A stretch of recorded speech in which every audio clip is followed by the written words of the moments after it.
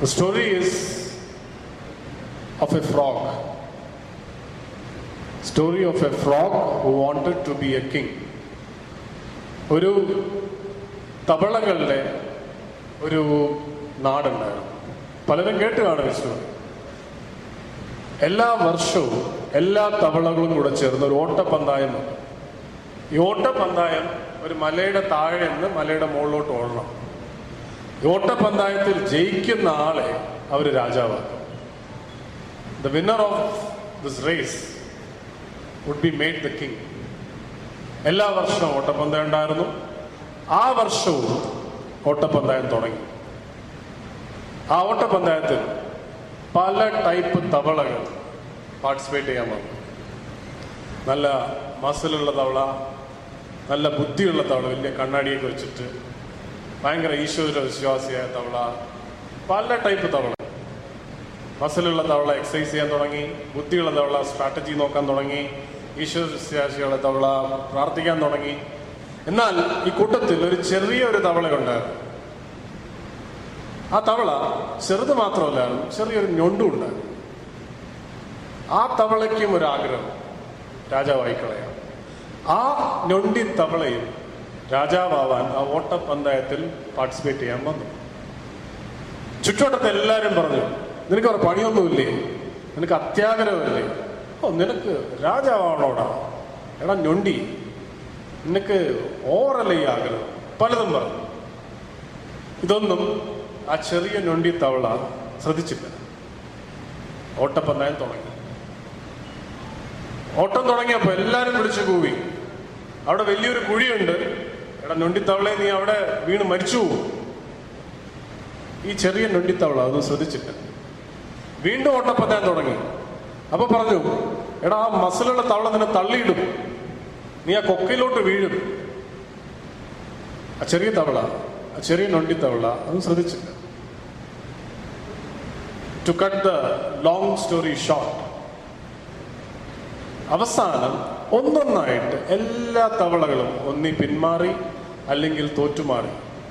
അവസാനം ജയിച്ചത്, രാജാവായത് ആ ചെറിയ ഞൊണ്ടി തവളയാണ്. ആർക്കെങ്കിലും പറയാമോ എന്തുകൊണ്ടാ ചെറിയ ഞൊണ്ടി തവള ജയിച്ചത്? കൈമൊക്കി പറയണാണെങ്കിൽ പറയൂ. കോൺഫിഡൻസ്. ശരിയാണ്, ഭയങ്കര കോൺഫിഡൻസ്. ഈ കഥ കേട്ടവര് പറയാൻ പാടില്ല. വേറെ എന്തെങ്കിലും ആൻസർ? കഥ കേട്ടിട്ടുണ്ട് അല്ലേ? പറയൂ ആൻസർ പറയൂ.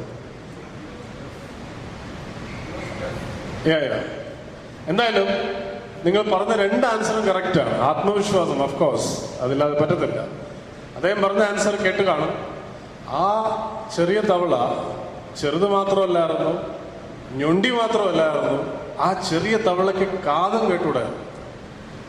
നാട്ടുകാരെല്ലാവരും പറഞ്ഞു, എടാ നീ ഭയങ്കര ചെറുതാണ്. കേട്ടില്ല. നാട്ടുകാരെല്ലാവരും പറഞ്ഞു, എടാ നിനക്ക് അത്യാഗ്രഹമാണ്, ഓ നിനക്ക് രാജാവാവണം, പിന്നെ പണിയൊന്നുമില്ല. കേട്ടില്ല. എല്ലാവരും പറഞ്ഞു, എടാ അവിടെ വലിയ കൊക്കയാണ്, അവിടെ നീ മറിഞ്ഞ് വീഴും, എടാ അവിടെ നീ ചത്തുപോകും.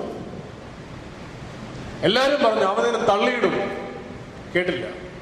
ഇതന്നെയാണ് എനിക്ക് നിങ്ങളോടും പറയാനുള്ളത്. ഈ ഒരു കഥയിൽ മൂന്നാല് ലെസൺസ് ഉണ്ട്. നമ്പർ 1, നമുക്ക് പല കുറവുകൾ ഉണ്ടാകാം, പല ബുദ്ധിമുട്ടുകൾ ഉണ്ടാവാം. പക്ഷേ നമ്മളുടെ എയിം, നമ്മളുടെ ഡ്രീം വലുതായിരിക്കണം. നമ്മളെക്കാട്ടേയും ബുദ്ധിമുട്ടിയ, നമ്മളെക്കാട്ടേയും പ്രശ്നങ്ങളുള്ള, നമ്മളെക്കാട്ടേയും ഫിസിക്കൽ ആണെങ്കിലും മെന്റൽ ആണെങ്കിലും സൈക്കോളജിക്കൽ ആണെങ്കിലും മോണിറ്ററി ഇഷ്യൂസും ഉള്ള 100 കൂട്ടം ആൾക്കാർ,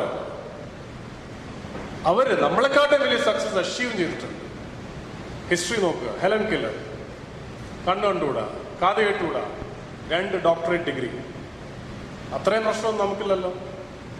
ഉണ്ടോ? ഇല്ലല്ലോ. ഹെലൻ കെല്ലർ മാത്രമല്ല, എത്ര പേരുണ്ട്. So first lesson, whatever be your limitations, whatever be your drawbacks, നമുക്ക് എന്തെങ്കിലും പ്രശ്നം ഉണ്ടായാലും അതിലൊന്നും കാര്യമില്ല, എയിം വലുതായിരിക്കണം. Number 2, doctor APJ Abdul Kalam sir പറഞ്ഞതുപോലെ, സ്വപ്നം കണ്ടു, എയിം എടുത്തു, കാര്യമില്ല. ഉറക്കത്തിൽ നിന്ന് എഴുന്നേക്കണം. Let start working. ഈ ചെറിയ നൊണ്ടി തവള അവിടെ സ്വപ്നം കണ്ടുകൊണ്ടിരുന്നിട്ടില്ല.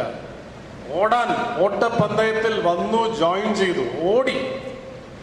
പലരും, നമ്മളിൽ പലരും റേസ് തുടങ്ങുന്നതിന് മുമ്പ് തന്നെ തോറ്റ ആൾക്കാരാണ്, അല്ലെങ്കിൽ തോക്കുന്ന ആൾക്കാരാണ്. ഓട്ടത്തിന് പോലും പോകാതെ നമ്മൾ റേസ് തോക്കുന്ന ആൾക്കാരാണ്. അത് പാടില്ല. ഓടണം. ആ ഓട്ടം തന്നെ ഒരു വിക്ടറിയാണ്. എല്ലാവർക്കും പറ്റത്തില്ല. ചുറ്റി നോക്കുക. നിങ്ങളുടെ അച്ഛനോടോ അമ്മയോടോ ചോദിച്ചു നോക്കുക, അപ്പനോടോ ചോദിച്ചു നോക്കുക. നിങ്ങൾ ആഗ്രഹിച്ച സാധനത്തിന് വേണ്ടി നിങ്ങൾ ഓടിയോ? നിങ്ങൾ എഫേർട്ട് എടുത്തോ?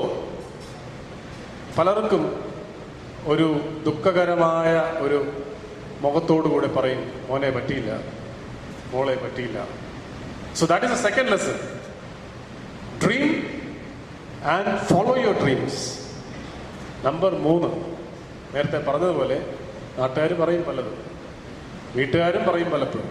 നമ്മൾ നമ്മുടെ ഡ്രീംസ് ഫിക്സ് ചെയ്തു, അത് ലോജിക്കലായിട്ട് ഫിക്സ് ചെയ്തു, അതിലോട്ട് ഫുൾ പാഷനോടുകൂടെ ഫോളോ അപ്പ് ചെയ്യുകയാണെങ്കിൽ ചുറ്റോട്ടുള്ളത് പറയും, എടാ നിനക്ക് വേറെ പണിയൊന്നുമില്ലേ, പിന്നെ നിന്റെ മലയാളം പോരാ, നിന്റെ ഇംഗ്ലീഷ് പോരാ,